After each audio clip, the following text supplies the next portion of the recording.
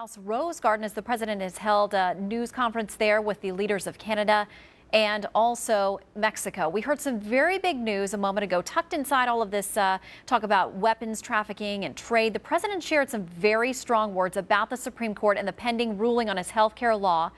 You're going to want to listen closely to this.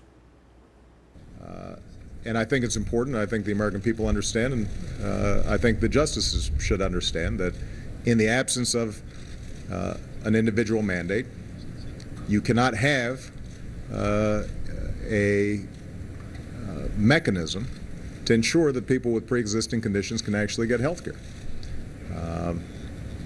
So there's not only an economic element to this and a legal element to this, but there's a human element to this. And I hope that's not forgotten in this political debate.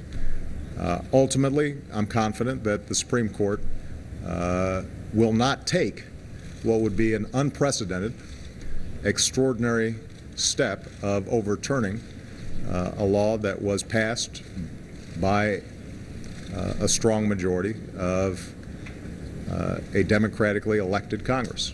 And I just remind conservative commentators that for years what we've heard is the biggest problem on the bench was judicial activism or a lack of judicial restraint, that an unelected group of people would somehow overturn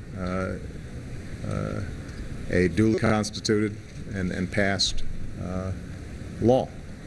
Well, there's a good example, and I'm pretty confident that this court will recognize that and not take that step. All right, let's bring in Chris Stirewalt, Fox News digital politics editor and host of Power Play every day on FoxNews.com Live. All right, Chris, the line that got a lot of our attention, all of us who were listening to this speech, was this reference to an unelected group of people overturning a duly passed law. But as I recall from Article 3, we do have a judicial branch.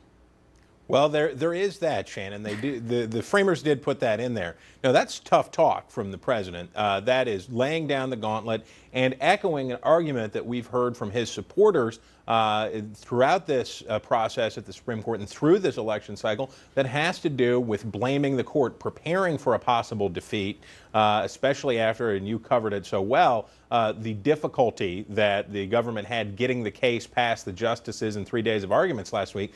Now they are preparing to shift the blame to a political court using that buzzword, unelected, these unelected justices, and putting it on them if, in fact, they rebuff the president and his major law.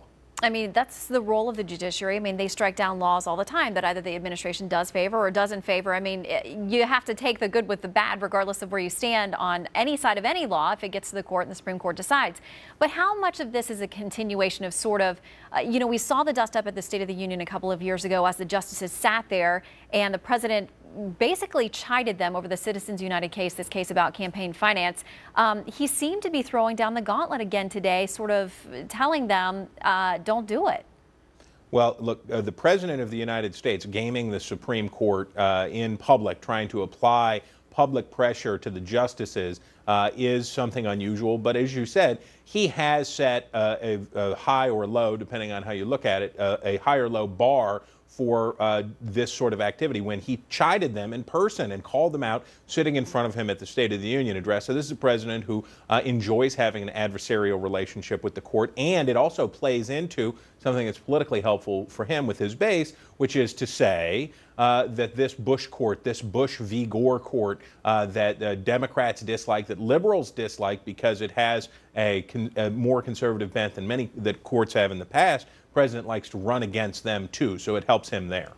Well, having sat through the 3 days of arguments last week, I remain unconvinced about which way these justices are going to go. I don't think anybody knows at this point, maybe other than Justice Anthony Kennedy, since we know they had a vote behind closed doors on Friday, at least an initial vote about the case. But it sounds like, you know, the comments today and also the White House rushing to the defense of Solicitor General Don Verrilli last week, that the White House is in some way, as you said, sort of setting up its backers for the possibility that this law is not going to make it and sort of looking for ways to control the fallout before it happens.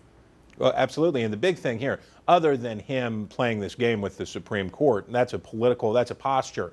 Interesting to me that he said, if you take out the requirement that all individuals buy health insurance or be enrolled in a government program, if you take that out, that the law is dead. Because the stuff he talked about at the beginning could have passed with bipartisan support. It's sort of a patient's Bill of Rights that there were plenty of Republicans who were in support of. But the new thing, the concept of a new entitlement program for middle-class Americans, subsidized health insurance for all these people, that he says that's at risk, is very significant.